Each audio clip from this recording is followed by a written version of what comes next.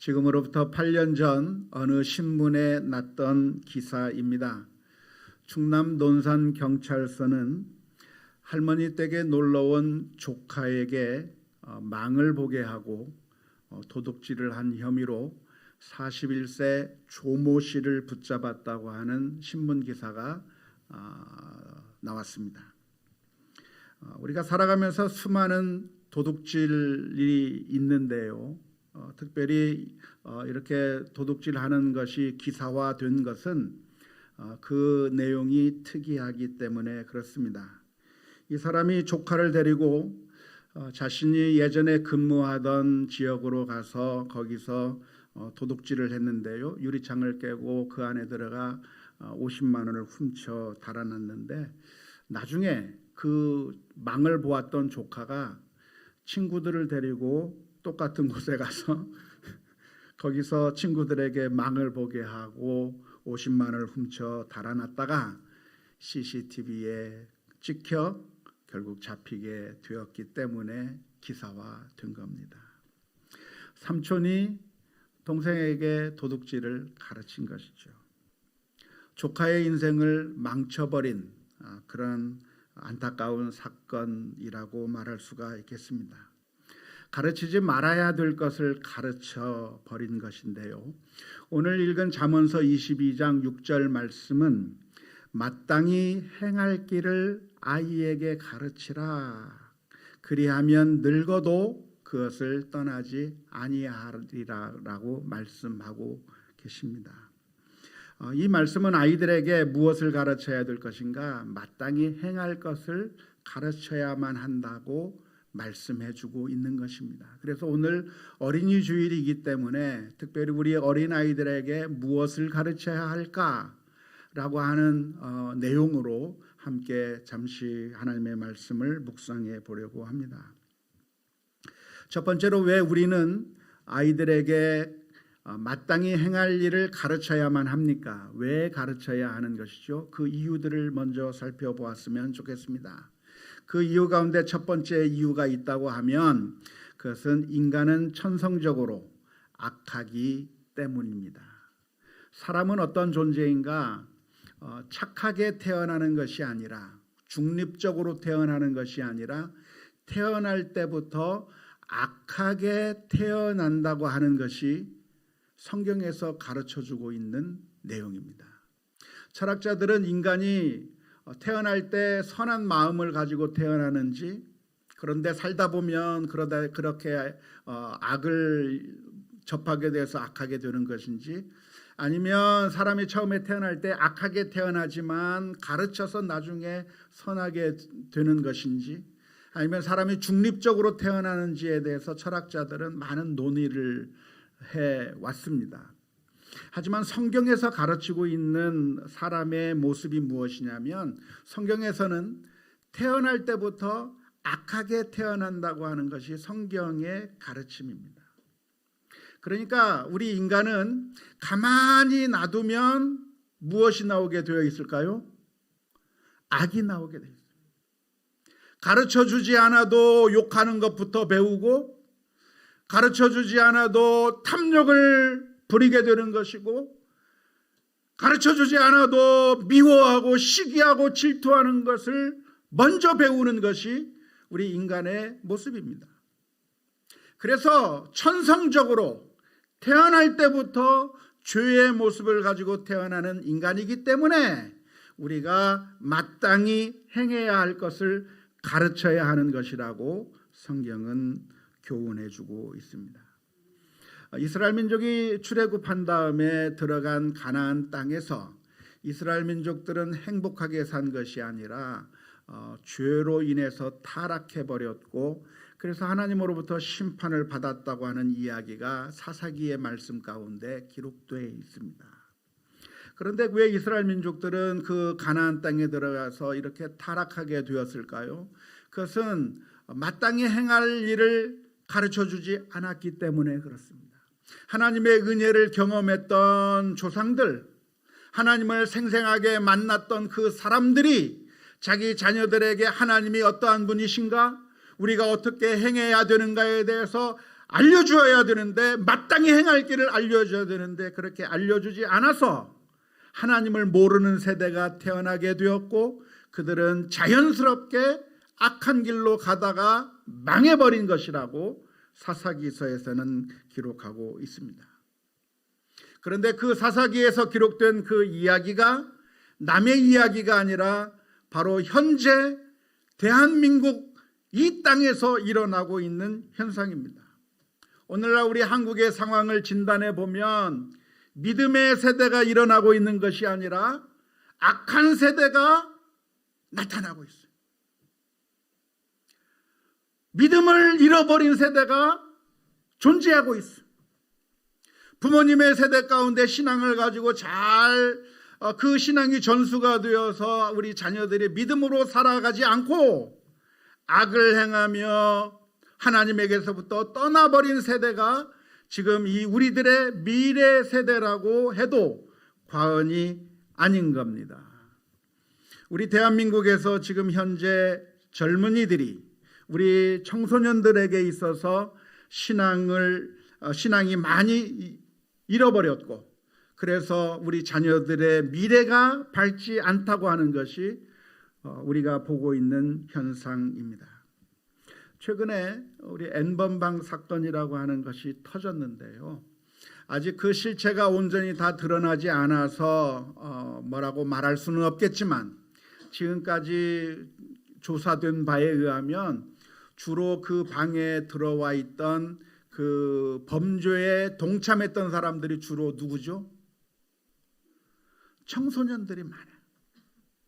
10대 청소년들이 악을 행하고 있는 모습들이 그냥 드러나고 있는 모습이 보여지는 것이죠. 왜 우리는 우리 자녀들에게 마땅히 행할 일을 가르쳐야 되는가? 그것은 우리들이 태어날 때부터 악하게 태어나기 때문이라고 하는 것을 기억해야 할 줄로 믿습니다. 두 번째로 우리는 왜 가르쳐야 됩니까? 그것은 이 세상은 우리 자녀들을 향해서 악한 것을 계속해서 주입하고 있기 때문에 그렇습니다. 우리가 지금 알지 못하는 상황 가운데서 이 세상은 우리 자녀들을 향해서 계속해서 교육하고 있습니다. 악을 행할 것에 대해서, 하나님을 버릴 것에 대해서 온갖 많은 그 정보들이 우리 자녀들에게 쏟아지고 있는데, 우리 자녀들이 인터넷을 하면 그 인터넷을 통해서 불신앙적인 내용들이 우리 자녀들에게 영향을 끼치기 시작합니다. 친구들과의 그 관계 속에서 친구들이 우리 자녀들에게 영향을 끼치기 시작합니다.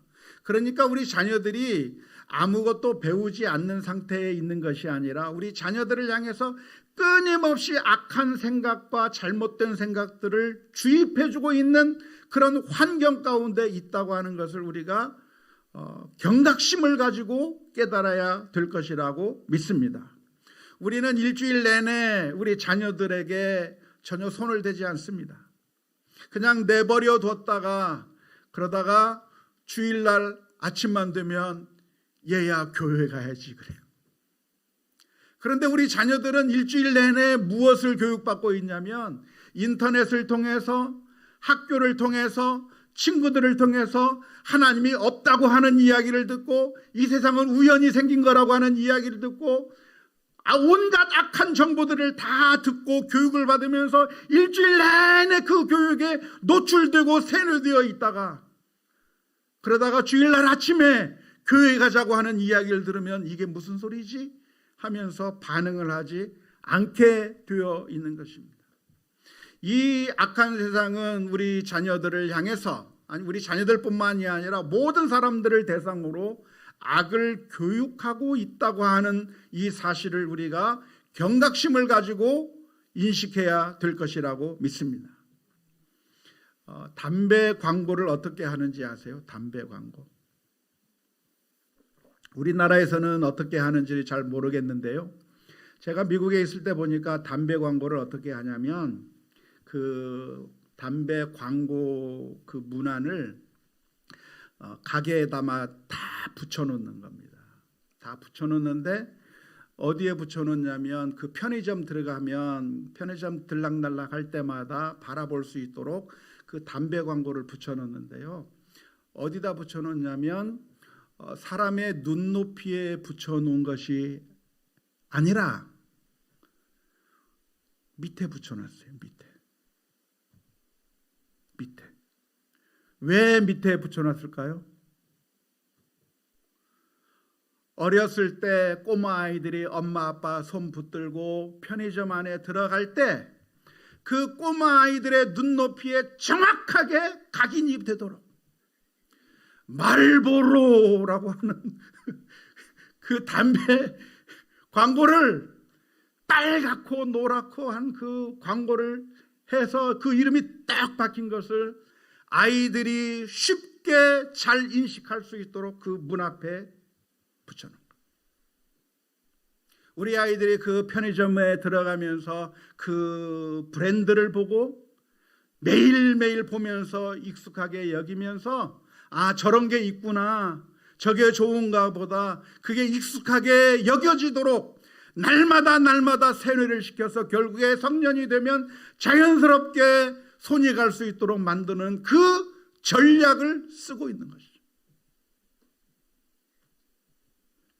우리는 우리 아이들에게 신앙을 가르치고 마땅히 행할 길을 가르치기 위해서 전혀 노력하지 않고 방치하고 있다가 주일날 아침이 되면 허겁지겁 교회 가야지 하고 혼을 내고 화를 내면서 우리 아이들이 더 기분 나쁘게만 만들고 하면서 우리 아이들의 신앙을 방치해두고 있는데, 이 세상은 우리 아이들을 사탄의 자녀로 만들기 위해서 온갖 세뇌 공작으로 하루 24시간 내내 매 순간순간마다 우리 아이들에게 악한 것을 주입하면서 살기 때문에 이 세상은 우리 자녀들을 망가뜨리기 위한 세뇌 교육을 하고 있기 때문에 우리들은 마땅히 행할 길을 경계심을 가지고 가르치지 아니하면 안 될 것이라고 믿습니다. 신명기 6장 6절부터 9절의 말씀은 이렇게 표현합니다. 오늘 내가 내게 명하는 이 말씀을 너는 마음에 새기고 내 자녀에게 부지런히 가르치며 집에 앉았을 때든지 길을 갈 때든지 누워 있을 때든지 일어날 때든지 이 말씀을 강론할 것이며 너는 또 그것을 내 손목에 메어 기호를 삼으며 내 미간에 붙여 표로 삼고 또 내 집 문설주와 바깥문에 기록할지니라. 오늘날 유대인들은 이 말씀대로 철저하게 지키면서 삽니다. 그래서 옷 같은 데 성경 말씀을 달아두기도 하고 예배할 때 보면 머리에 띠를 뜨고요, 미간에다가 성경 말씀을 붙이기도 하고, 유대인이 사는 집 앞에 가보면 집 문서주에 성경 말씀을 붙여놓은 조그만 박스를 달아놓는 것을 많이 볼 수가 있었습니다. 그런데 이 말씀은 그렇게 우리들도 그렇게 성경 구절을 달고 다니라고 하는 그런 말씀이 아니라, 문자적인 적용이 중요한 것이 아니라 이 말씀을 통해서 우리에게 해주시는 말씀이 무엇이냐면 끊임없이 하나님의 말씀을 우리 자녀들에게 잘 가르치라고 하는데 방점이 찍혀 있는 거예요. 여기다가 성경 말씀을 달고 다니라고 하는데 방점이 찍혀 있는 것이 아니라 정말 우리 자녀들을 사탄의 그 유혹으로부터 지켜내기 위해서 매 순간순간마다 지혜를 가지고 우리 자녀들에게 마땅히 행할 일을 가르치는 그 일을 해야 된다고 하는 것을 기억해야 할 줄로 믿습니다. 세 번째로 우리가 가르쳐야 될 이유가 무엇입니까? 그것은 우리가 우리 자녀들을 가르친다고 한다면 놀라운 결과를 보게 될 것이기 때문에 그렇습니다. 우리 아이들을 가르치면, 마땅히 행할 일을 가르치면 그것이 아무 의미가 없는 것처럼 생각이 됩니다. 아이들은 우리들의 말에 귀를 기울이지 않는 것 같고, 아무리 이야기해도 귀찮게 생각하는 것 같고, 전혀 우리들의 말에 귀를 기울이지 않는 것 같지만, 그러나 가르침은 엄청난 효과가 있는 것이고 그 결과가 분명하게 나타나 있는 것이 그게 바로 교육이라고 하는 것을 기억해야 합니다. 사람들은 듣지 않는 것 같지만, 변화가 없는 것 같지 않지만, 사실은 부모님들에게 주어진 이 가르침의 그 권세가 정말 크다고 하는 사실을 먼저 기억해야 될 줄로 아는데요. 라이프진이라고 하는 그 학자는 이런 말을 했다고 합니다. 우리에게 교육을 달라. 그러면 내가 반세기 만에 유럽인들의 생각을 완전히 바꿔놓겠다고 하는 말을 했습니다. 물론 과장된 표현이죠. 하지만 교육을 하고 아무리 가르쳐도 변화가 없는 경우도 굉장히 많습니다. 하지만 정말 우리가 가르친다고 하면, 말을 하게 된다고 하면 그것이 잘못 전달이 되는 것이 아니라 효과가 있고 우리 아이들의 삶을 바꿀 수 있다고 하는 사실을 우리가 분명하게 기억하고 마땅히 행할 길을 가르치는 우리가 되어야 될 줄로 믿습니다. 제가 어렸을 때 저희 어머니는 무슨 얘기를 많이 하셨냐면 이런 얘기를 많이 하셨어요. 얘야, 나중에 너 결혼하려고 하면 그 안경 쓴 여자는 만나지 마라. 눈 시력이 안 좋은 여자는 만나지 마라. 그런 얘기를 가끔씩 한 번씩 해 주셨어요. 그 이야기를 한 이유가 무엇이냐면 창세기의 말씀 가운데 레아가 알력이 부족하다고 하는 거기에서 아마 착안을 하신 것 같은데 별로 중요한 가르침은 아닌 것 같아요. 안경을 쓰면 어떻습니까? 사람 눈 나쁜 게 나쁠 수도 있고 좋을 수도 있는 것이 아무런 의미가 없는 것이죠. 그런데 제가 어렸을 때 그 이야기를 몇 번 듣고 자랐는데요. 이성의 눈이 뜨여지기 시작하고 그래서 이성을 만나게 될 때 그게 제 행동을 어느 정도 좌우를 하는 거예요.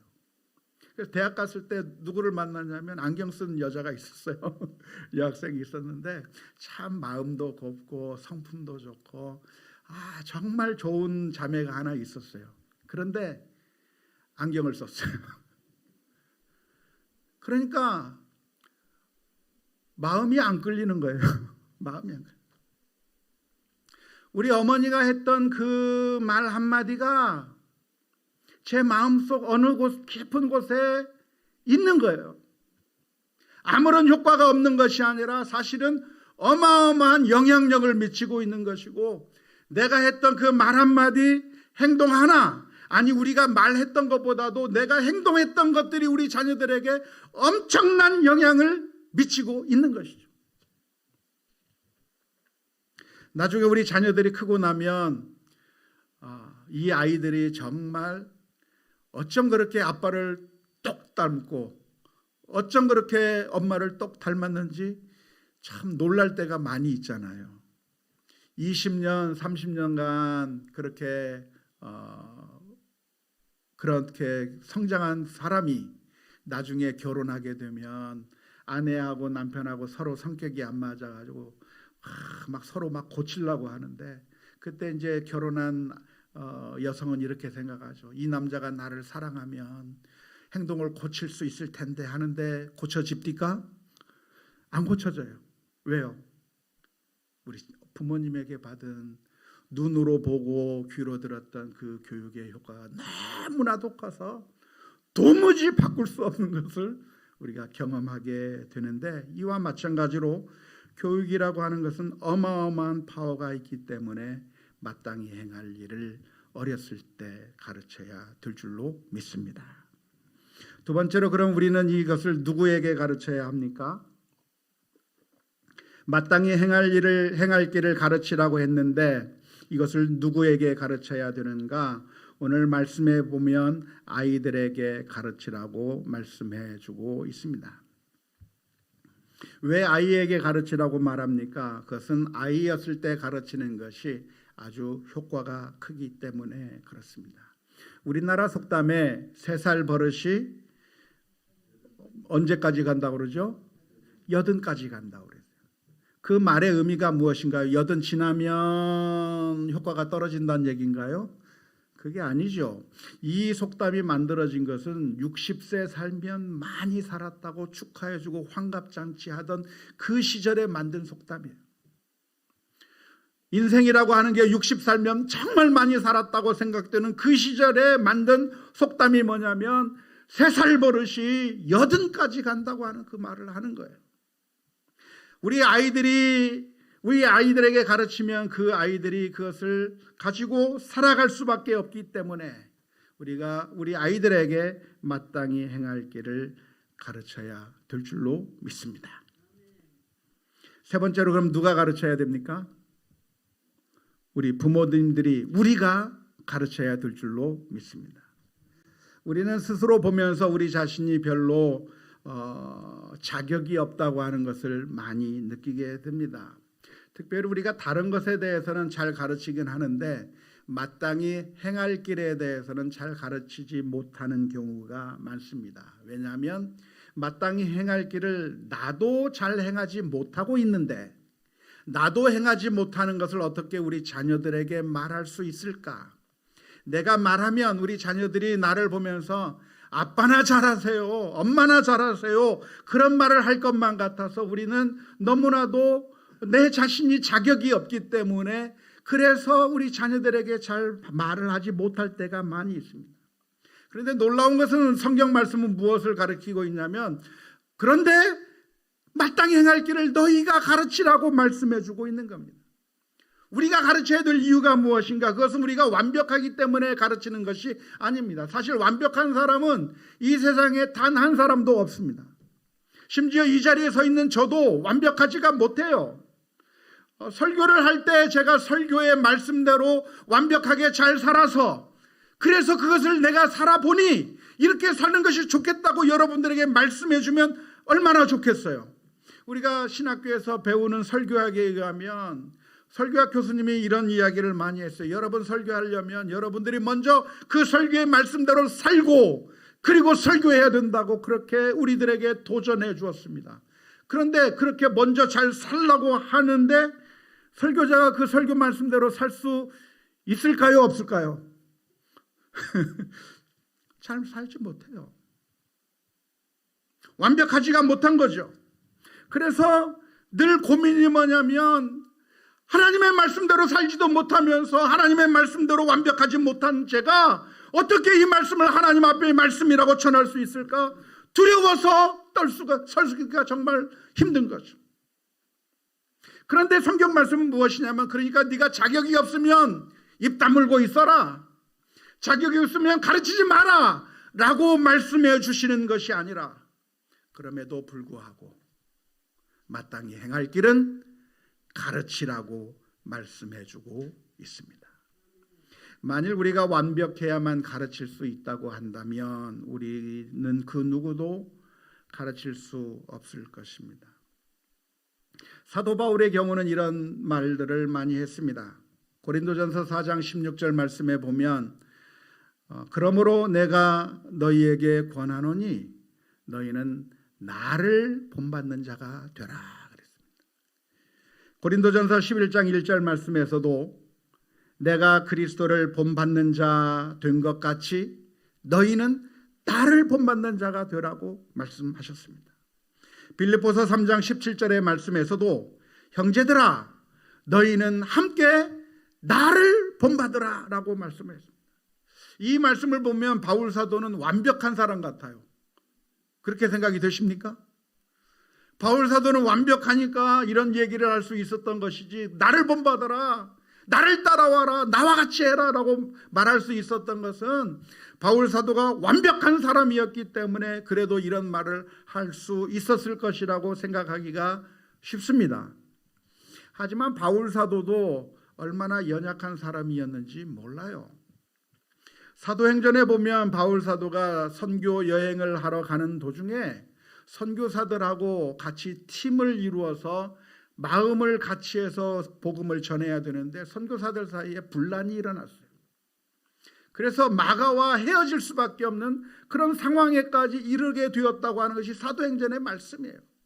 품고 포용하고 인내하고 같이 맞추면서 선교사역을 한 것이 아니라 서로 마음이 분란이 되어서 헤어질 수밖에 없는 그런 연약한 존재가 누구였냐면 바로 사도 바울의 모습이었습니다. 뿐만 아니라 로마서 7장에 보면 이건 학자들마다 의견이 좀 다르긴 합니다만은 로마서 7장의 고백을 저는 그게 사도 바울의 고백이라고 보는데요. 거기서 뭐라고 얘기하냐면 내 마음 한구석에서는 하나님의 뜻대로 살고 싶은데 그렇게 살지 못하는 나 자신의 이 육신의 그 연약함 때문에 괴로워하는 모습이 로마서 7장 말씀에 기록되어 있는 것이죠. 나는 정말 하나님의 뜻대로 살고 싶지만 그렇게 살지 못하는 나 자신을 보면서 오라 나는 곤고한 사람이라 누가 이 사망의 몸에서 나를 건져낼 것인가 라고 하는 그런 정말 안타까운 고백을 할 수밖에 없는 것이 바로 우리 인생들의 모습이라고 말할 수 있습니다. 하지만 그런 모습이 있기 때문에 가르치지 못하는 것이 아니라 놀랍게도 바울 사도는 교회를 향해서 말하기를 여러분 나를 좀 본받으세요. 예수님을 믿지 않는 사람이 있다고 한다면 여러분 나와 같이 되기를 바랍니다라고 그렇게 이야기를 했는데 그렇게 말한 이유가 무엇이냐면 그것은 바울 사도가 완벽해서가 아니라 사실은 사랑의 마음이 있기 때문에 그런 이야기를 하는 겁니다. 사랑의 마음이 있다고 한다면 그 사람이 정말 바른 길로 가기를 원하는 마음이 있기 때문에 이렇게 한번 해봐라고 말할 수가 있는 것이죠.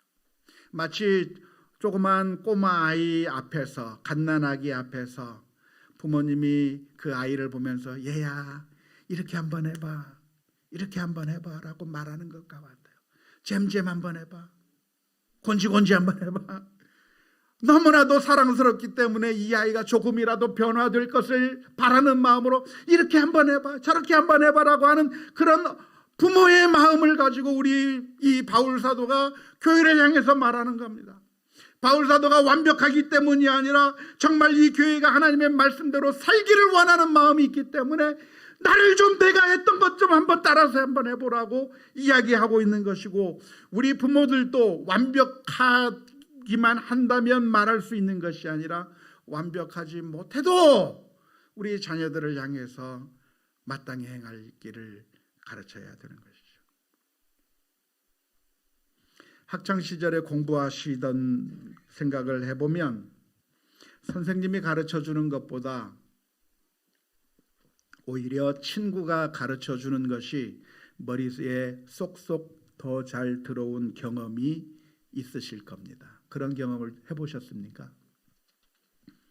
선생님이 앞에서 수학 문제에 대해서 열심히 설명하고 이 문제는 이렇게 해서 이렇게 풀으라고 해줘도 이해를 못하는데 친구한테 옆자리에 앉은 친구한테 도대체 저거 어떻게 푸는 거야? 왜 저렇게 되는 거야? 하고 물어보면 그 친구가 이건 이렇게 해서 이렇게 되는 거야 라고 설명해 주면 그 친구가 설명해 주는 것이 훨씬 더 이해가 잘 될 때가 있어요. 왜 그렇죠? 왜냐하면 선생님은 모든 것을 다 알고 있기 때문에 그 학생이 고민하는 것을 잘 몰라요. 이미 학생이 고민하는 문제는 초월한 지 오래됐어요. 선생님은 더 중요한 게 더 많아요. 그래서 선생님의 시각에서 가르치다 보니까 이 아이는 도무지 이해를 하지 못하는 거죠. 하지만 옆에 있는 동료는 무엇이냐면 바로 자기가 고민했던 문제, 자기가 넘어졌던 바로 그 부분에 있어서 왜 여기서 실수가 나왔고 왜 여기서 잘못됐었는지 경험했던 그 경험을 가지고 이것 말이야 이거 이렇게 풀이하면은 이게 망가지는 건데 그게 아니라 이렇게 해야 되는 거야 라고 이야기하면 그게 훨씬 더 잘 들어오는 거예요.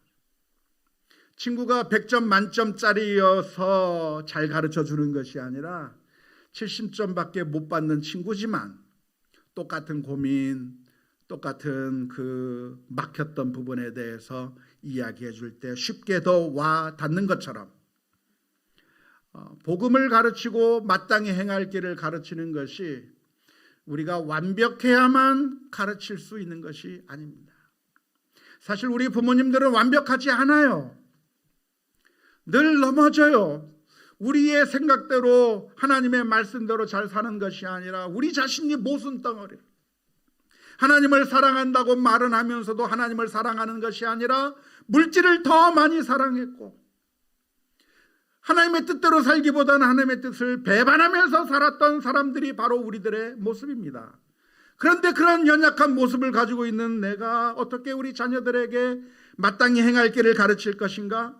그러면 우리 자녀들이 하는 말이 아빠나 잘하세요 라고 항의할 것인가 라고 두려워서 떨 것이 아니라, 사실은 바로 그러한 연약한 모습 때문에 예수님께서 이 세상에 오셔야만 했고, 그래서 주님께서는 나와 같은 죄인도 구원해 주셨듯이 너도 하나님의 사랑을 받을 수 있다, 너도 하나님의 은혜를 받을 수 있다고 하는 그 메시지를 전달할 때에 우리 자녀들이 복음의 눈을 뜨게 될 것입니다. 종종 우리는 바리새인들처럼 행동하면서 마치 내가 완벽한 것인 양 위선적인 모습을 보이고 자녀들을 비난하고 책망하면서 그래서 마땅히 행할 길을 가르친다고 생각하는 경향들이 많습니다. 그러면 우리 자녀들은 그 부모의 위선적인 것을 너무나도 잘 알기 때문에 반발할 때가 너무나도 많아요. 하지만 우리는 복음 앞에 서야 하는 것이고 무릎을 꿇고, 그리고 우리 자녀들에게 마땅히 행할 길을 알려주어야 합니다.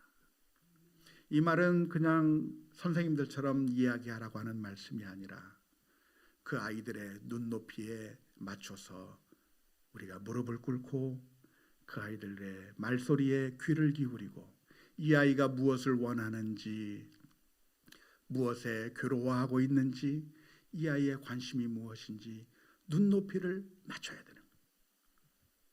안타깝게도 이 세상은 아이 하나를 잡기 위해서 담배 광고를 위에 붙이는 것이 아니라 아이의 눈높이에 맞게 그 광고를 밑으로 내리는데, 우리 크리스천들은 그 아이들의 눈높이에 눈을 맞추는 것이 아니라 똑바로 서서 아이들이 무슨 소리를 하는지 듣지도 않고 외면하면서, 그래서 결국 우리 아이들을 잃어버릴 때가 얼마나 많은지 몰라요.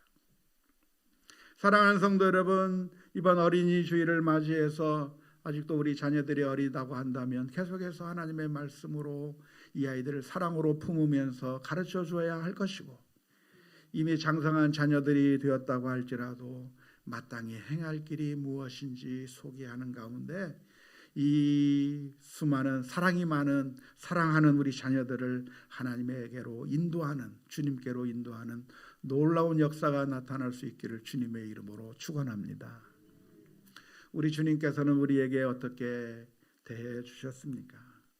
우리 주님께서는 저 높고 높은 보좌 위에 앉으셔서 그냥 그곳에서 팔짱 끼고 여기까지 올라와 보려면 올라와 보라, 그렇게 말씀하신 것이 아니라 주님께서는 저 높고 높은 보좌 위에서 우리들의 눈높이에 맞추기 위해서 인간의 몸으로 입고 이 땅에 오셨습니다.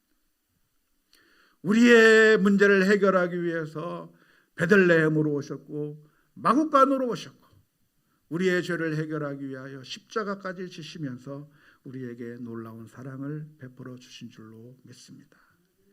우리의 힘과 능력으로 할 수 없기에 주님 앞에 날마다 간구하면서 우리 자녀를 주님께 맡기고 하나님의 그 말씀들을 잘 전달하여 하나님의 백성이 되게 하는 놀라운 역사가 각 가정들마다 넘쳐날 수 있기를 주님의 이름으로 축원합니다.